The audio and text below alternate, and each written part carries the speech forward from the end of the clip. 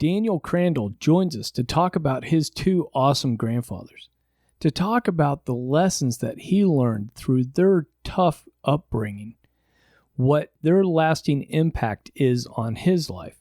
You're really going to enjoy this conversation. It was fun getting to know Daniel as well as his two awesome grandfathers.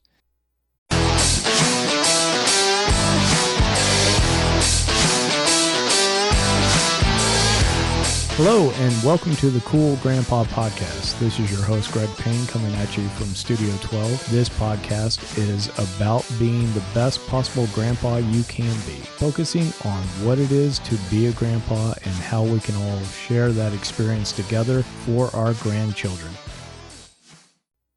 Before we get started, I just want to remind you that in a few short weeks, we have Grandparents Week coming up, hosted by Grandparents Academy.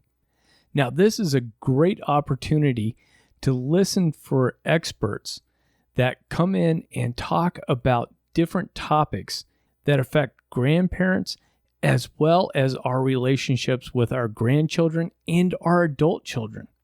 So if you haven't signed up for Grandparents Week yet, please check out my affiliate links as well as just going to grandparentsacademy.com, signing up there.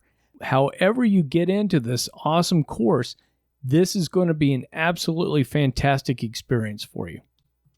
I also want to remind you, too, that my child's book, My Grandpa's Grandpa, is for sale at my website. So you can go to cool-grandpa.us, put an order in, and get that book in time for Grandparents' Day in September. Now, I promised you a fantastic conversation with Daniel, and without further ado, let's jump into it. Hi, Daniel. Welcome to the Cool Grandpa Podcast. I'm excited to have this conversation and learn more about your really cool grandfathers. Awesome. Hey, thanks for having me tonight. Awesome. As we get started, this is a great experience for us because you've got memories of two different grandfathers. A lot of times when I'm talking with folks, one of them may have passed or didn't live close by or something where they tended to have more of a memory of one versus the other. But you've got a blessing of having both grandfathers. So if you don't mind, can you kind of introduce your grandfathers to us? Let us know a little bit about where they were born, where they grew up, what they did for a living. Yeah. I'll give you a little kind of background history. And you're totally right. I super blessed to have known my grandfathers, that they, both lived old, long lives, that they both were involved in my family and my life, and in totally different ways, totally different personalities. So it's always the mother-father, kind of argument back and forth, right? And I take after both of my parents, which I'm the firstborn child. So I've got some of the, I like to say I'm smart like my dad, but I'm socially smart like my mom. So my father's father, his name's Francis Crandall, and he grew up, well, we all grew up in New England, but he grew up in a traditional Christian home. But his, I'm trying to think of the story and get it right. His father died when he was pretty young, and his uncle died, and it was related to the wars. And he had a whole bunch of sisters and a couple of male cousins. Well, his male cousins were killed in hunting accidents. So just kind of, this is important to the tale because he grew up with a bunch of girls, and guns were not allowed. If there was no one giving them meat, they were not hunting for it. It was just kind of one of those, an odd upbringing that came into a lot of what he talked about. But he was a very soft man in the sense of personality, very quiet, but very, very powerful. He was a machinist, real smart, intelligent guy, good with math and a lot of stuff. And just figuring things out, problem solving, troubleshooting, engineer mindset before there were, what we think of today as engineers. And he would tell the story of, how he came to the Lord and stuff. I won't cover all that, but he um, he had a lot of lessons of how he like figured stuff out and how he came into machining and why things worked the way they did. And so I was always interested in listening to him talk about like why things worked the way they did. But at some point in my father's youth, he quit his machining job and went to college to become a pastor. And there's a long line of ministers on that side of the family. And I guess he felt like the chain was broken and he felt like God was calling him to that, that he really wanted to make a difference in people's lives on a much more personal level. And so all the time I was growing up, I knew him as a pastor of small churches, but always because it was in his personality, he was always a fixer. He was always fixing things.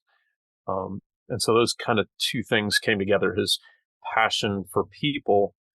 He was always trying to help them and fix them and fix situations and problems in the church and in local politics and stuff. And so it was a very strong kind of crossover of those two characteristics.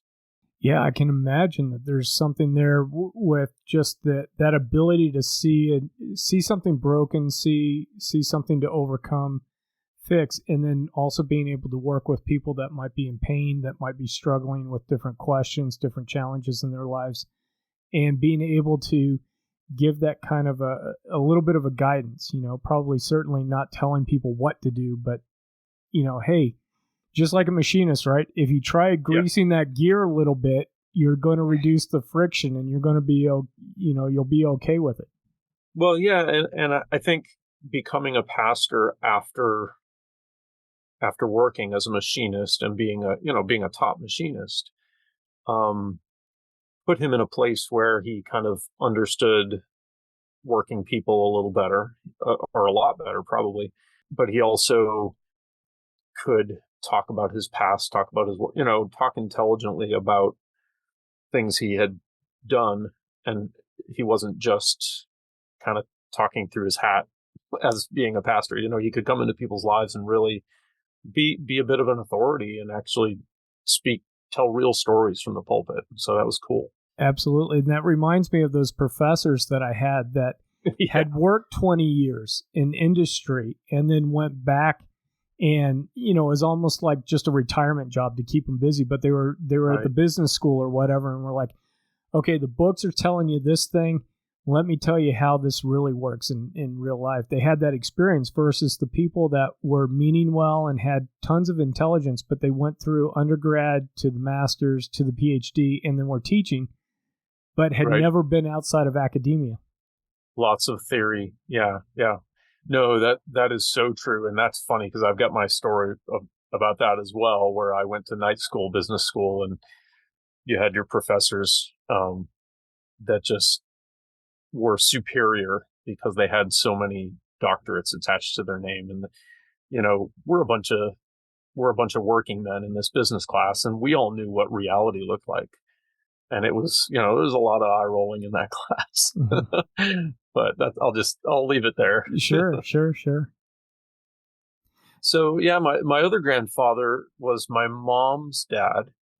And so I guess kind of the broad scope of things, both of my grandfathers,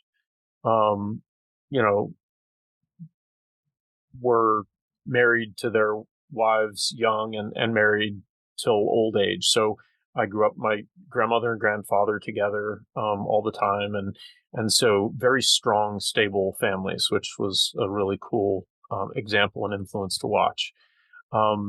My mom's dad was just a working man through and through, but he worked for himself. He had probably the more interesting stories, even though my other grandfather was a machinist. My mom's dad, Grandpa Stockwell, he grew up a poor pig farmer in upstate New York. And he would tell the story of how he and his twin brother, they were the youngest of all the family, and all the other brothers had moved away. when they were still working on the farm at 12 and 13 years old. And they came home one day and their mother had died.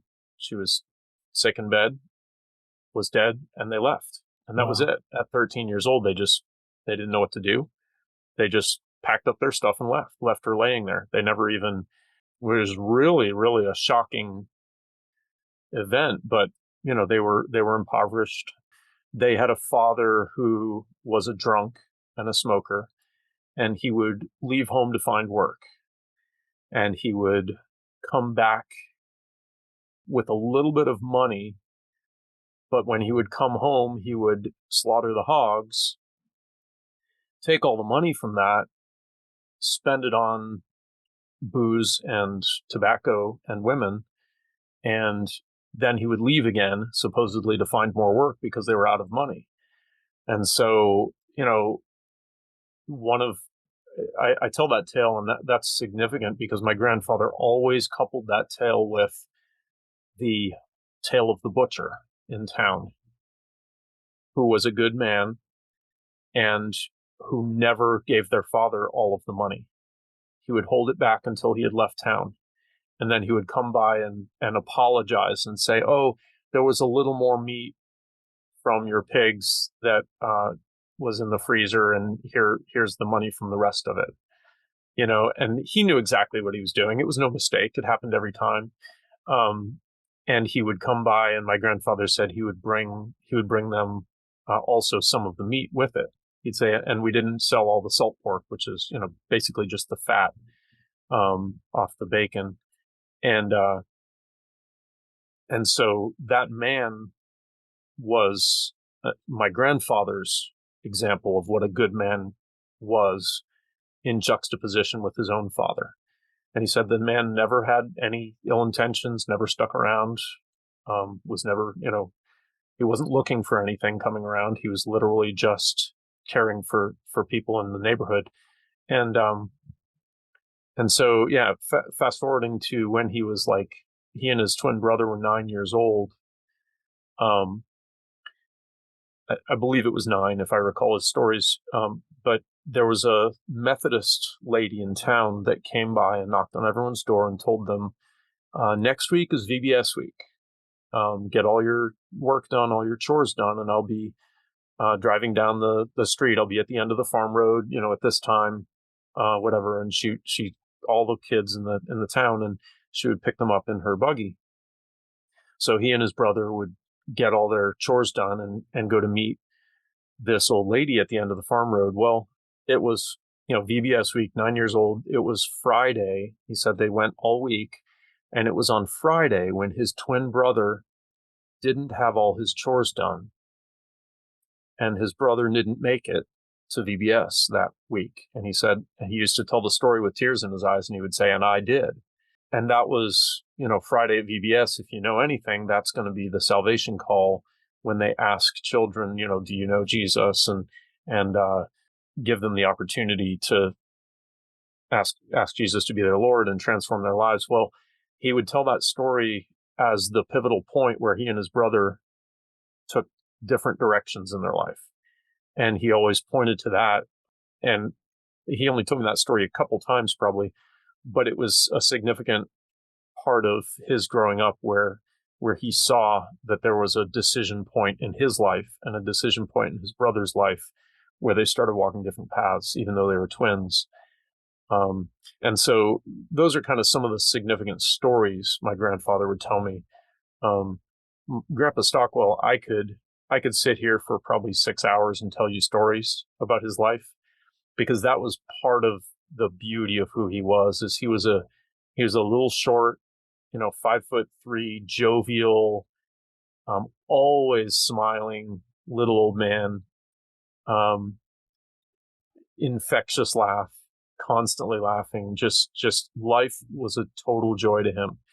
And he took a lot of jobs, but if you knew him, you'd know that he never had a master. He was always working for himself.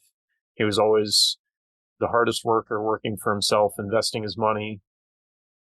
And at one point, he told his wife that he had seen a little property that he was thinking of buying, and it was like Um, it was like $50,000 or something like that. And this was back in like the 40s.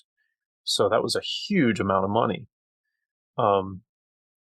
And she said, no way that we're not doing this. He said, oh, well, I already bought it. Well, that little house was a 3-floor apartment in Harvard Square. And so, he took that and moved the family into that and rented the other 2. And that became their income for the rest of his life. So he had that for probably over 60 years. Wow. That building. And you can imagine, a 3-story apartment in Harvard Square, what that was worth when he died.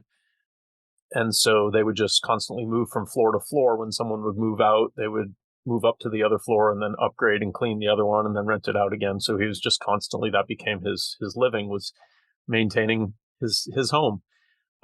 So, he taught me a lot about just investing and just smart decisions.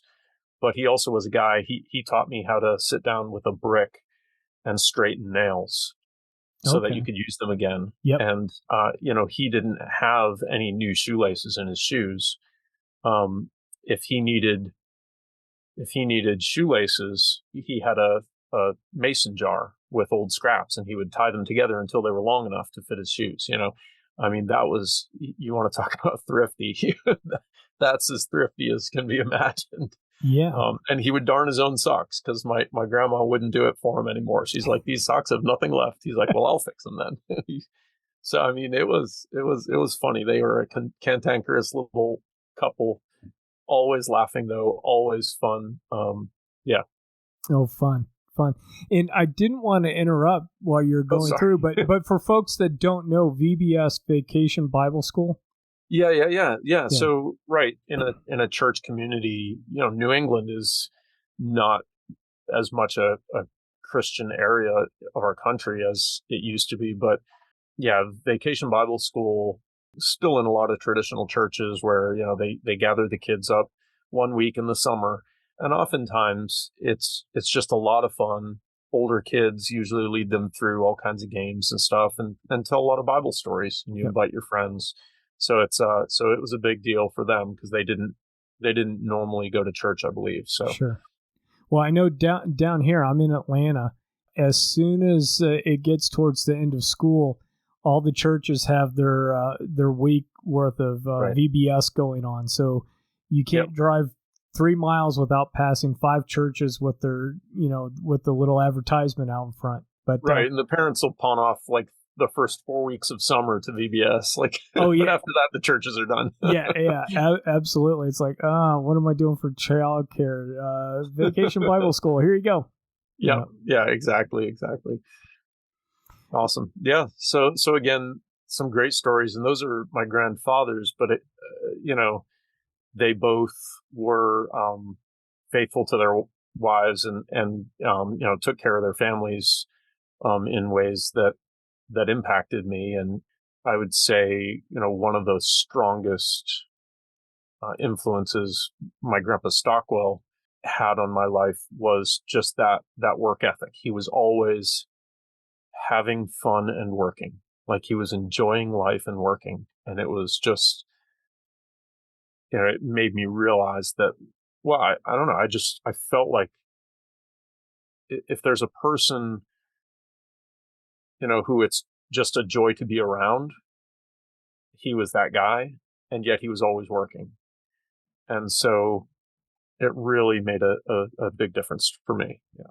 Do you think he got that because of how tough it was with him growing up on the pig farm? That, and where I'm going with it, you have that fork in the road, right? You can be angry, bitter about having to shovel out the pigs in the trough and everything else. And then especially what happens with his mom, or it's like you can look on the bright side of things. And that doesn't mean that you have, I don't know what it is, that you're unrealistic about it, but it's like, look, we've got a job to do. We're going to tar the roof.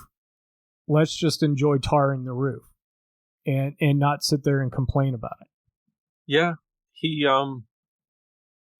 he had a joy in him for sure that was just beyond reason even, but he would, he wouldn't often tell bad stories about his father. Instead, he would tell good stories about his mother. And they left at 13, but his stories about her were, she taught him to dance in the kitchen, him and his twin brother.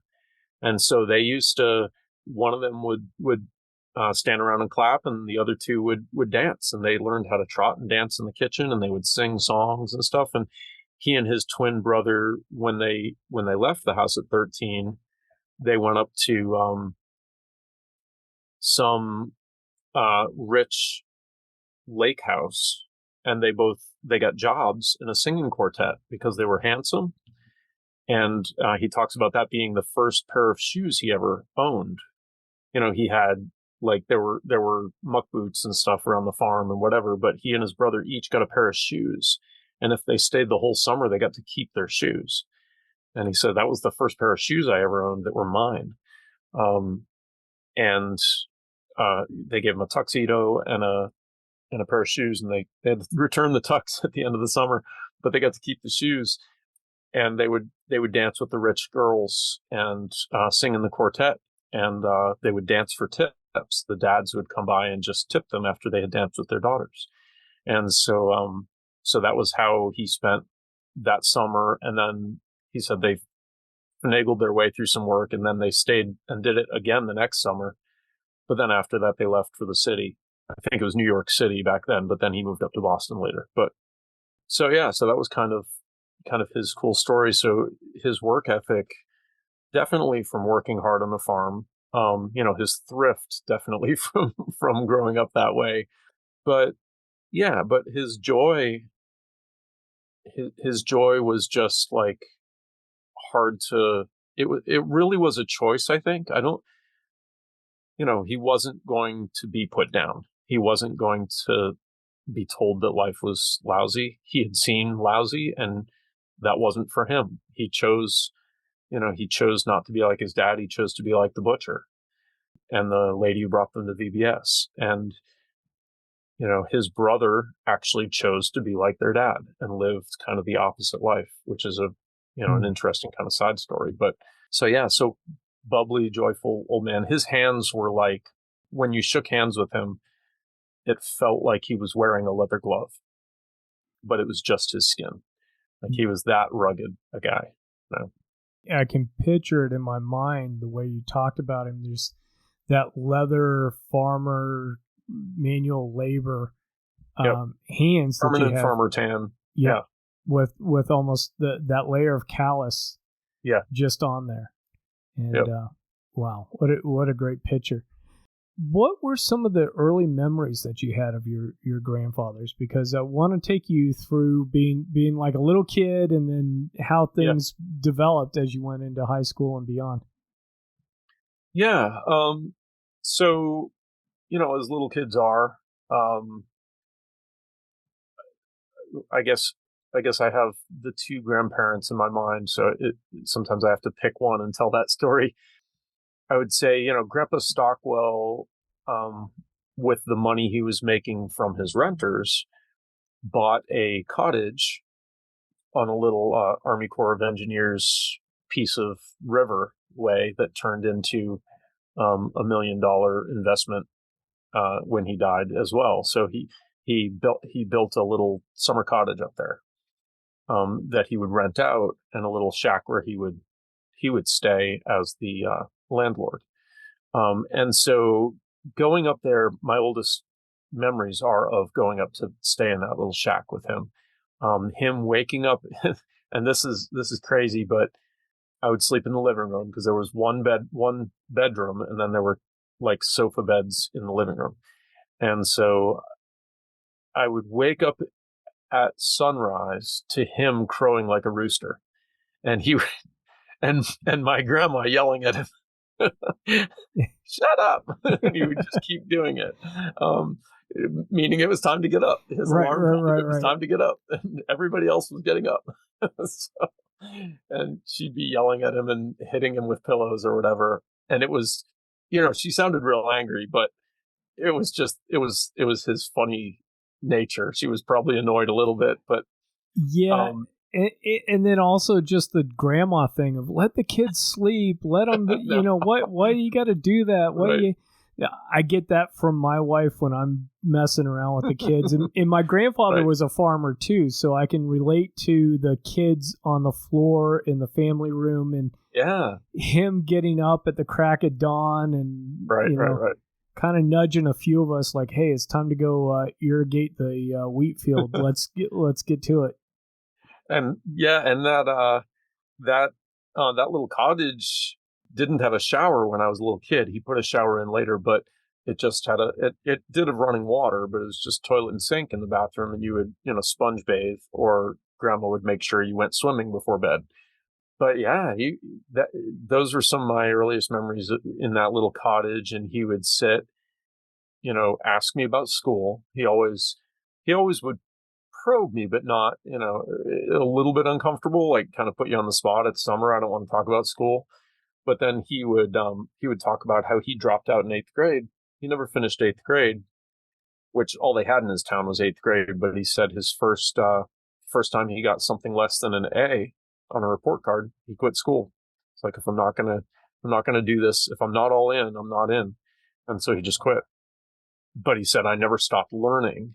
And he would take me through, how he learned algebra. And I remember sitting on the back of my sketchbook. I still have my sketchbook from that age, where he flipped that over, and on the back cover, he was making me calculate roof pitch angles, triangles, to figure out the length of how many shingles you're going to need on this roof. And I'm just like, this is my summer.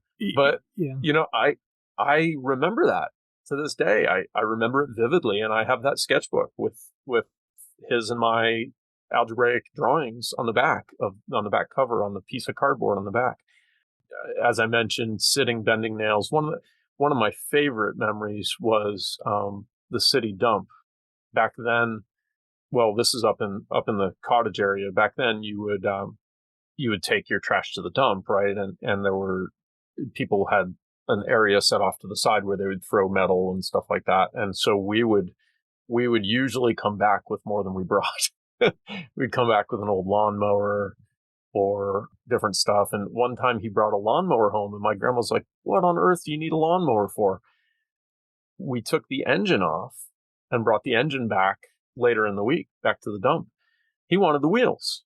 It had good wheels on it, and lo and behold, he was using it to cart big stones around the yard. Later on, he left the hole where the lawnmower engine had been. Yep. He banged it out, and he would roll a stone up on it, and it would sit in that hole, and he was moving rocks around the yard.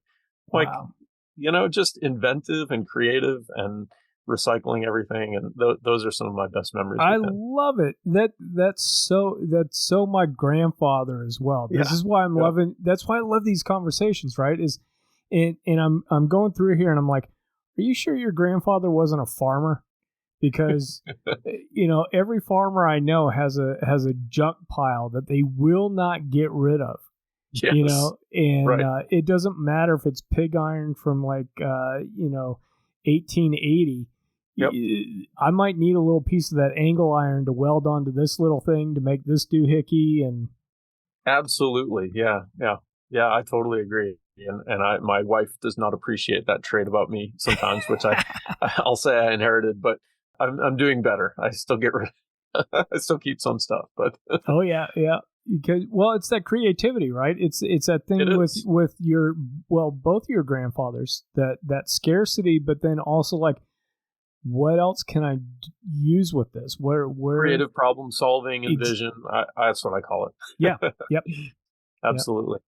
So how did the relationships change as you started going into middle school and high school, and how did that evolve as you were getting older? Right, it's different conversations, it's different relationship. Oh, yeah.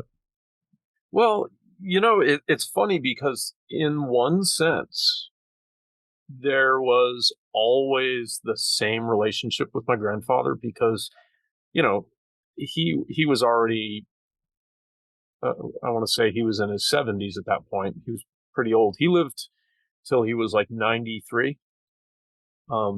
So I think he was in his 70s or so at that point, or maybe early 80s. And but this is Stockwell that we're talking about? Yeah. Okay. Yeah. Well, and my other grandfather lived to 101 and a half. So at that point, we're counting months. That half is important. It is. It's well over 101.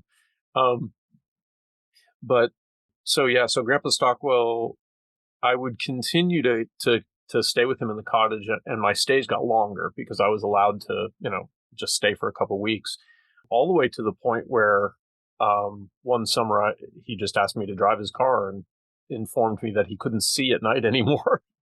And I'm like, oh, I'm driving Grandpa's car. I didn't have a license at that point. He didn't realize. It just was, we were out. It was dark. I can't see. You need to drive. Like, okay. So that was just, an experience. That was awesome. I'm sure my grandma was not with us, but, there were freedoms that I learned to have around the lake house, just like to go places and to return and stuff like that, that I didn't necessarily have at home in this foreign environment. I could explore and take the boat out for hours on end, and just freedoms that he let me have that were just amazing. And he continued to tell me stories, but I remember a point when he told, what did we used to watch Lawrence Welk show at night. I don't know if you remember Lawrence Welk. Oh, yes. Really bad stuff, but really great stuff at the same time, Yep. And after Lawrence Welk, Grandma would go get ready for bed. And Grandpa and I would sit for hours, and she would start yelling to him to come to bed.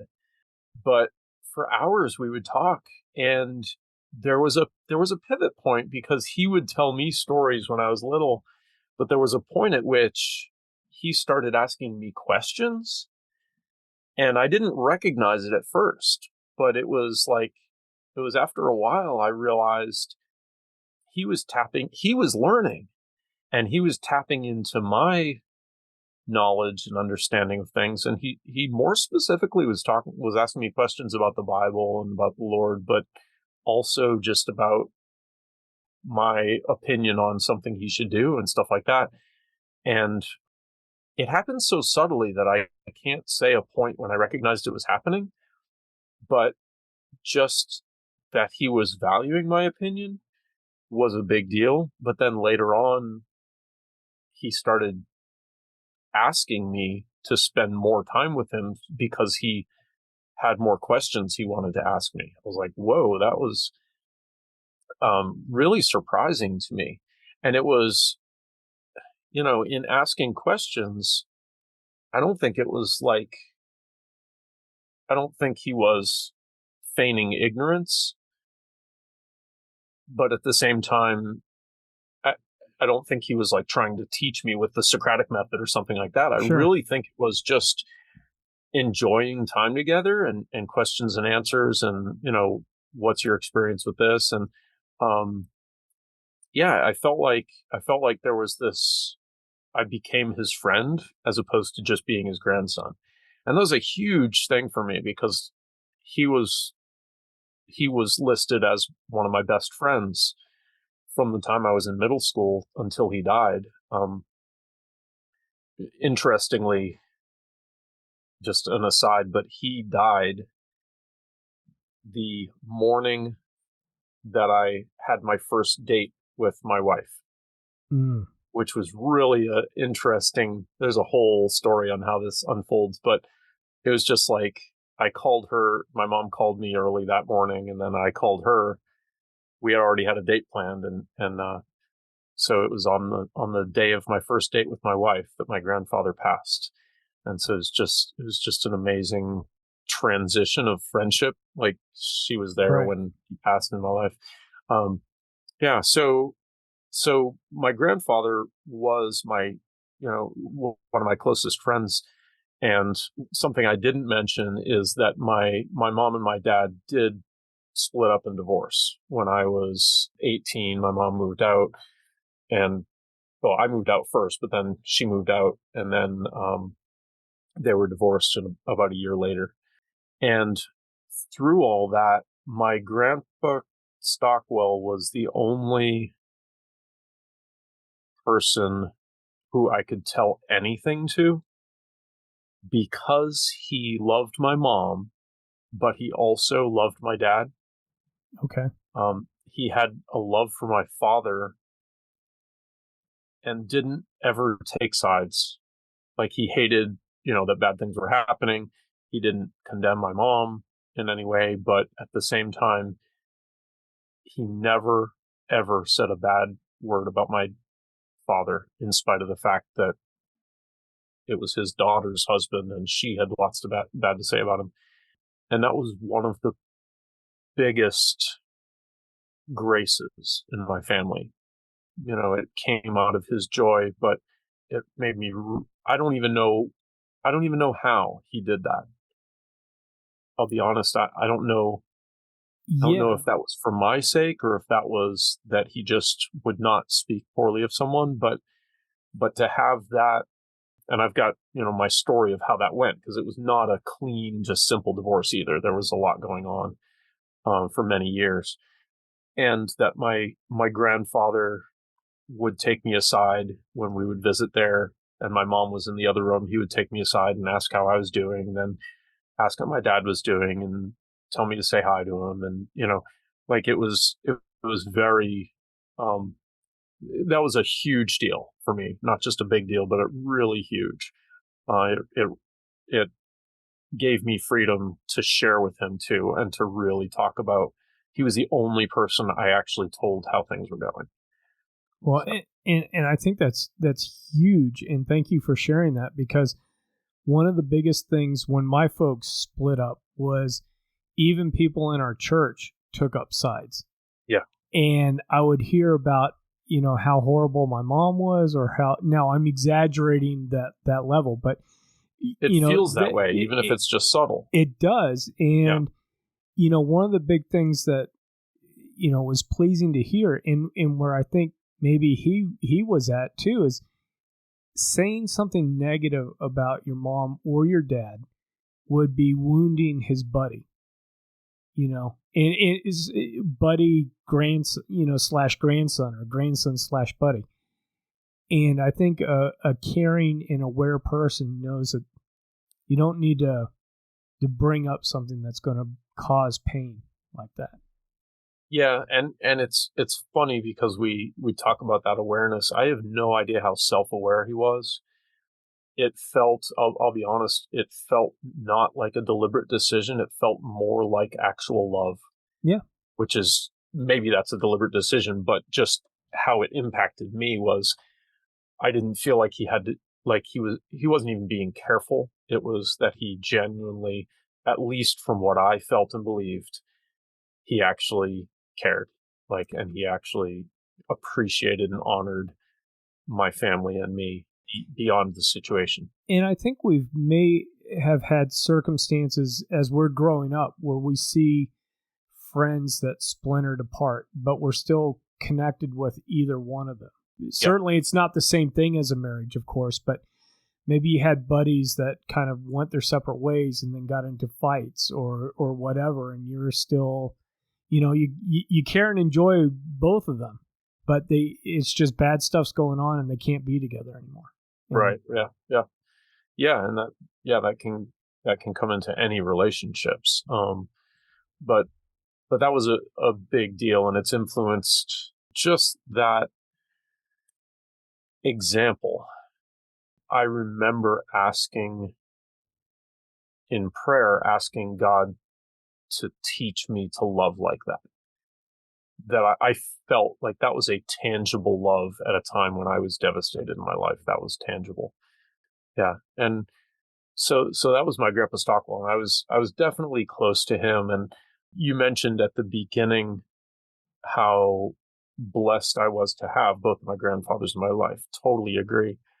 But when you said blessed, it made me realize something. I don't know if I mentioned this to you when we met before, but both of my grandfathers, I had the privilege of both of my grandfathers praying over me and blessing me at the end of their lives. Wow. The last times I saw each of them was when they were praying over me before they passed, for both of them, which is astounds me as well. That God's been in this relationship with them all the way. But I forget that sometimes. I forget that they had the opportunity to bless me, lay their hands on me, and bless me. The way it was done in the Bible, just with generations passing on that blessing. Oh, yeah. So yeah, so that was a huge sense, not just their time they spent with me, but moving to back to my grandpa Crandall. He lived closer and worked with my dad. He worked in my dad's company for a little while. He had been voted out of a church and was without a church as a Nazarene pastor for a little while, and he moved in with us, and my dad had started a company, and so my grandfather was working in the company with him. So they lived with us, I think it was a whole year in the basement of our house. We had an in-law apartment in the basement, so they had their own space, but my mother always resented that, as you can imagine. But those were good times, and those were good times from my perspective of spending time with my grandparents. Some of the good memories I have of Grandpa Crandall were in that house where he was, working on something in the house, fixing stuff. We had a lot of stairs in that house, and I remember distinctly that he used to take stairs two at a time, always, until the very end of his life. He did that. He's like, I got to get exercise somehow. And, he just said it was good to get his heart rate up and needed to continue. He's the one that lived to 101 plus years old, right? So he had some good habits as well that I really learned from and saw an example in. That was that's a funny memory, but that one stuck out to me because I asked him why he did that. And then for a long time, I started doing that, and I still do it sometimes. And every time I run upstairs two at a time, I think of him, like without fail. I think of him. So, so that was a strong impression on me then. And he went on to pastor another church, and then eventually step aside and become a mentor to pastors in the Nazarene church. One of the last things he did was got together with what he called a young lady in the church. She was only like 50 years old. A young lady in the church, and she transcribed his story.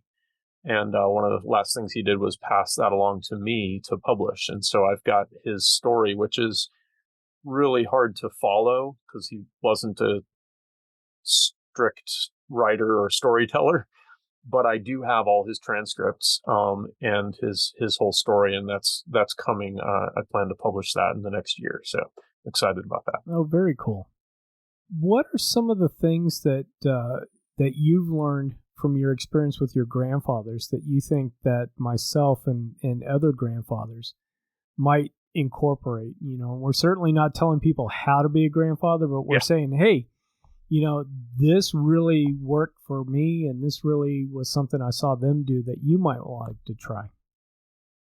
Yeah, I mean, with my parents' divorce, which is common today, my grandfather Stockwell being the most loving and caring through all that situation. But I would say all my grandparents, to a great degree, had sympathy and never tore apart my family or spoke bitterly about my parents. But I feel like there are tons of examples that genuine love, that they didn't need to make their hurt feelings known, because I don't know how hurt they were. I never heard how hurt they were about my parents' divorce. Didn't occur to me until I was a father that my grandparents might have also hurt. But I never saw that. I saw their compassion and their love. Tons and tons of stories I have so many stories from my grandparents. And, I don't know that kids necessarily sit and just listen to stories that when an old person starts to tell a story, but they never did that. They never like sat me down and made me listen to a story. It was always we were doing something and it reminded them of the time when, and then the story would come out. And those stories are significant because they were, they were specific to what we were doing. They were connected to what we were doing together. And so when I hear a grandparent in my mind telling a story, it's connected to a time I was doing something with them. There's never be quiet and listen to my story. It was always we're doing this. I remember how this used to, impact me. And so those stories are way more than just them telling their story to me. They're part of the experience that I experienced with them. And I think those experiences are just huge. My Grandpa Stockwell couldn't swim. He said he could, but but it was clear he couldn't swim. He would take a bath once a week out in the lake and try to swim a little bit, but he really did not swim. But there was always, he would always make sure, because it was a big event, Grandpa's going to take a bath. He would always make sure that we were around to see it. Like, okay, it's bath time, like, and like looking back, I'm like, boy, that probably was kind of embarrassing. Like he was actually just putting himself out there and just making light of a situation, a funny thing. I'm going to go in the lake. Here's my one time, I don't get wet very often, but this is it. Don't miss it, And so really, really connecting with me as a kid and my sister and stuff like that. Those kinds of things. I would say it's like being real. They were both very authentic. And so the stories that I got were real. They were good, the bad, and the ugly. Grandpa told me about his abusive father. He told me about him being a drunk, and that wasn't pretty. He didn't dwell on it. He didn't act bitter about it, but he did say that he hated him and never wanted to be like him, So, they didn't hide that from me. Both of them had their stories of hurt. My other grandfather, Grandpa Crandall, growing up, rarely getting meat because they couldn't go hunting, because guns weren't allowed, because his cousin was killed in a hunting accident, and he would tell that bloody story of them bringing his cousin home.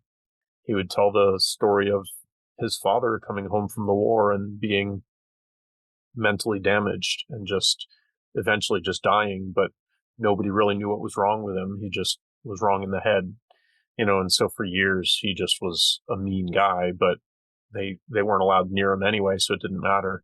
It was just like all these hurt stories that they would share genuinely. And I really think those hurts kind of enabled me to know that the hurts I was going through were perhaps something to learn from, something I would tell later, I would have as a story, but they didn't make me into something or other. I still chose who I was becoming. I still grew into the man I was going to be.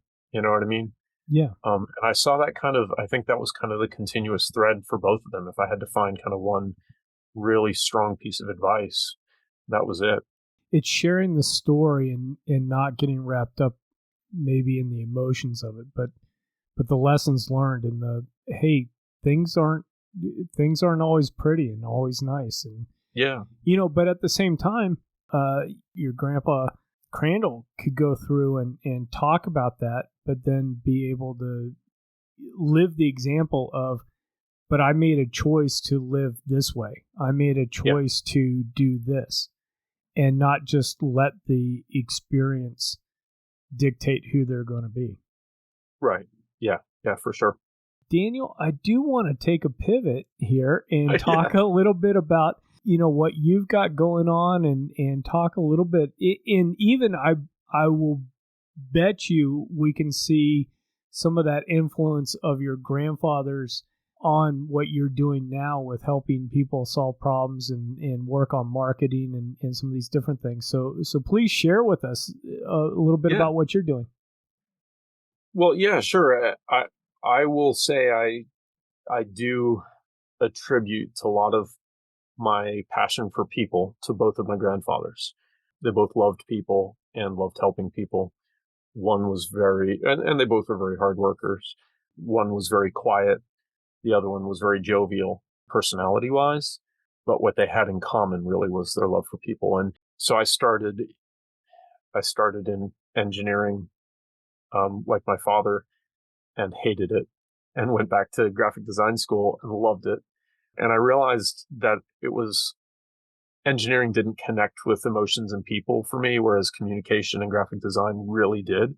And so I'm almost 50 now. And so I guess I've been doing this for 27 years and just in the creative business. And I started a year ago a site called One Train One, but I've been tutoring and training people in creative director skills since about 2013, so 10 years now.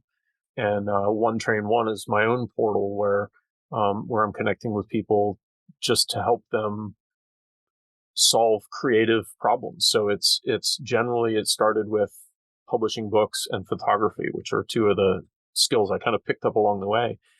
Teaching people how to shoot their camera and how to make the light look good. Just like kind of you and I were talking at the beginning of this, you're on video here, and I commented on your white balance, make your skin look good. But I teach executives how to look good on webcam. I teach, moms just how to take better pictures of their kids. I teach people how to publish their books. And so it's all these creative director skills in marketing and publishing that I've come through along the way that I just help people do. And it's one-on-one training, and I'll be launching some group courses in publishing and photography and things like that over the next month, actually. So right now I work at a college as a media specialist. So I get to work with a lot of young people who are like finding their way, whatever. And I just heard feedback. My son was at a place where he met a guy who went to my college. And so, long story short, he asked the guy if he knew me, and he didn't know me by name, but he described me. I'm a redhead. So he's like, "Oh yeah, the photographer."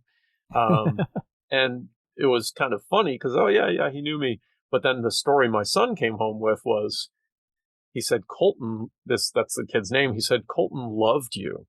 I said, I hardly remember who he is. He said, "Doesn't matter. You like were taking pictures at the graduation," and he just mentioned that he wasn't even sure of his direction in life. And he said, "Whatever you said to him set him totally free, and he was just confident to move ahead." And anyway, so just to say, that's what I live for, is that moment when I can really help somebody make a difference in what they're doing. And so creative problem solving is kind of my skill, my thing, but it comes out in graphics and marketing and helping people start their small business, publish their book, take pictures of their grandkids, produce podcasts, things like this. So sure. Yeah, so that's the creative world I live in. I was going to say, it jumps out as you're talking about all that. I can go, sounds a little like Grandpa Crandall. Yeah. The engineering piece, and how do we do this, and how do we adjust that a little bit? Yeah, absolutely. Yeah. Well, Daniel, I've had you on for a long time. Is there anything about your grandfathers that I haven't asked you that you'd love to bring up, or anything about the One Train One that you'd like to mention? No, I've got a ton of stories, and I think when you ask me, is there anything I could explain, my brain just explodes with creative possibility. But I think the inspiration is, that my grandparents had a huge impact on my life. I can't imagine being the person I am today without them. in so many ways. Like I look at my parents' influence and my friends' influence and what the Lord led me through over the years. But then there was this strong impact from my grandparents. They were like the bumpers in bowling when you're learning to bowl, one on each side. And if I hadn't had those bumpers, how many more gutter balls I would have had. Just, they were really there just throughout my childhood growing up. And so it made all the difference for me. Oh, and I love the imagery that you use of the bumpers and the bowling. I can so relate to that. And, the fact that you've got to have two of them, because you could bump off one and then end up in the gutter on the other side. But with two, loving grandfathers that kind of kept you moving towards your goals and things as long as they could, you're in good shape. Yeah, absolutely. Well, thank you, Greg. I appreciate you listening. And, anytime you want me to just sit and tell stories about my grandparents, I can do that for hours on end. But I may be taking you up on that, Daniel, but I really do appreciate you being on the Cool Grandpa podcast and sharing so much about your grandfathers. I do appreciate that. Oh, thank you for what you're doing. I love it. I'm excited. I'm not a grandparent yet, but I've already been telling people about the podcast, so I'm excited. And other people I've talked to have been excited about it. So I'm excited to see where this goes. Awesome. Oh, awesome. Thank you so much. What a great conversation with Daniel. I was really impressed learning about how his two grandfathers had the upbringings that they did. And I think most of us could go, hey, if these two men had turned out differently, we would kind of be able to go, I could see how that happened. But what was great, and the biggest lesson that I learned, is that it's never too late or too early to choose the direction that we want our lives to go down. It was a fantastic experience learning about how different decision points in these two men's lives really affected the outcome that they had with their families and with Daniel and his siblings and his cousins. I think it just goes to remind us that no matter what kind of hardship and challenges are out there, how we respond to those challenges is what really ends up defining us in the end. So I hope you enjoyed this conversation, and please remember to share it with 3 friends that would enjoy listening to Daniel's stories about his grandfathers and their upbringing, and the impact that grandfathers can have on the lives of their children, their families, and their communities. So until next time, remember to stay cool. Thank you for listening to the Cool Grandpa Podcast. If you've enjoyed this episode, please do me a favor and share it with a friend. That's the best way you can help us to expand our community, as well as get the news out about how valuable grandpas are in the lives of those kids. If you'd like to leave me a comment or shoot me a potential topic for this podcast, please go to www.cool-grandpa.us. Look for the comments tab, fill it out, hit submit. It's as easy as that. Until next time, remember to stay cool.